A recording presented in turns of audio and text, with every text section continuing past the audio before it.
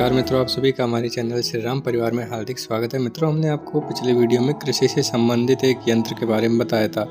तो इस वीडियो के ऊपर कमेंट किया था कुछ सदस्यों ने कि गुरुजी आप लक्ष्मी बीसा यंत्र को किस तरीके से बनाया जाता है वो भी बताइए। तो वह आज आपको इस वीडियो में बता रहे हैं। देखिए, माता लक्ष्मी का बीसा यंत्र एक विशेष यंत्र होता है। एक तो होता है वैदिक और तांत्रिक यंत्र, वो अलग होते हैं। ठीक है, उनमें आप देखोगे तो आकृति आपको अष्टदल की दिखती है, उसके अंदर कुछ त्रिकोण होते हैं, इस प्रकार की आकृति होती है। परंतु जो बीसा यंत्र होते हैं उनमें सांख्यिक यंत्र होते हैं, यानी संख्या होती है, आंकिक यंत्र होते हैं, उनके अंदर संख्याएं लिखी जाती है, अंक लिखे जाते हैं और वो भी बहुत ज्यादा पावरफुल होते हैं।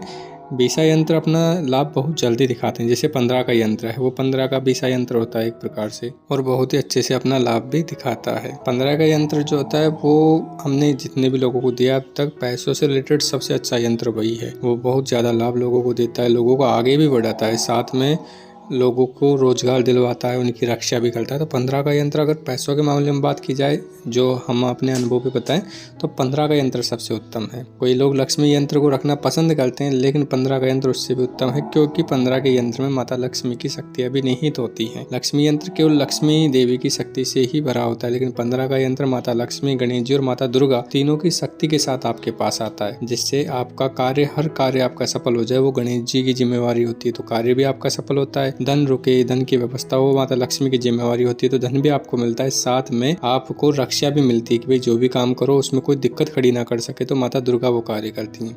और सूर्य भगवान आपके ग्रहों को सही दिशा देते हैं। तो इस प्रकार से 15 का यंत्र बहुत लाभकारी होता है। परंतु इस वीडियो में 15 के यंत्र की नहीं, बल्कि हम माता लक्ष्मी के बीसा यंत्र की बात कर रहे हैं कि उसे कैसे बनाया जाए। देखिए, माता लक्ष्मी के बीसा यंत्र को बनाने के लिए आपको कुछ सामग्री की आवश्यकता होगी। सबसे पहले तो माता लक्ष्मी के पूजन के लिए फूल, इत्र, ये सभी चीजें आप रख लीजिएगा। और यंत्र बनाने के लिए भोजपत्र, साथ में अनार की कलम की आपको आवश्यकता होगी। अनार की कलम, ठीक है, या फिर अर्जुन या अश्वत्थ की जो लकड़ी होती है उसकी कलम होनी चाहिए। अर्जुन का पेड़ या अश्वत्थ की लकड़ी ना हो तो आप अनार की कलम का प्रयोग कर सकते हो। अनार की कलम माता लक्ष्मी का नाम लेते हुए अनार से तोड़ के लाके आनी है आपको, ठीक है जी, याद रखिए। और फिर उससे आपको यंत्र बनाना है। यंत्र विशेष मुहूर्त में बनना चाहिए। आप यंत्र जो है शुक्रवार के दिन बना सकते हो, शुक्ल पक्ष में पड़े तो सबसे ज्यादा अच्छा है। और होली, दिवाली, दशहरे, ग्रहण काल, इनमें अगर यंत्र को बनाया जाए तो बहुत अच्छा लाभ यंत्र देते हैं। साथ ही पुष्प नक्षत्र हो गया, इस दिन भी यंत्र बहुत अच्छा लाभ प्रदान करता है। तो इन टाइप पे आप यंत्रों का निर्माण कर सकते हो। अब देखिए, यंत्र बनाने के लिए सबसे पहले नहा धो के आसन लगा के माता लक्ष्मी के सामने बैठिए। धूप दीप आदि सभी चीजें प्रदान करके माता को हाथ जोड़ के प्रार्थना कीजिए। सबसे पहले गणेश जी, गुरु जी का ध्यान कर लीजिए और फिर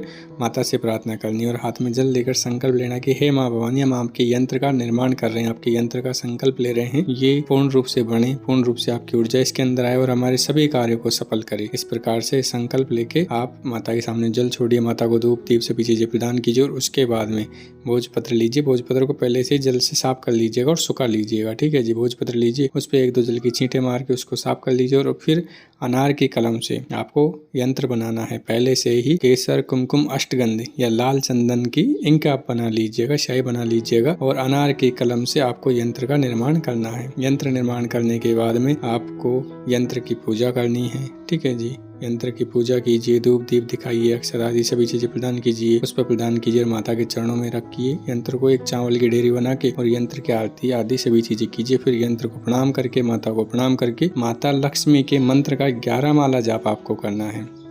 और फिर जाप पूरा होने के बाद में माला को रखिए, यंत्र को प्रणाम कीजिए और थोड़ी देर वहीं पर बैठकर माता का यंत्र के ऊपर ध्यान कीजिए। और उसके बाद में यंत्र को, माता को प्रणाम करके उनसे प्रार्थना कीजिएगा कि हे देवी, आपकी शक्ति इस यंत्र में आ जाए, ये जागृत हो जाए, ऐसे हम आप कृपा कीजिए और हमारे सारे कार्य सफल हो, हमारे धन की जो भी दिक्कतें हैं वो दूर हो, आप हम पे इतनी कृपा करो। ये सब करने के बाद माता को प्रणाम करके आप आसन से उठ सकते हो। ध्यान रहे, कम से कम 24 घंटे ये यंत्र माता के चरणों में ही रहना चाहिए, या फिर आप अपने मंदिर में इसे स्थापित कर दीजिए।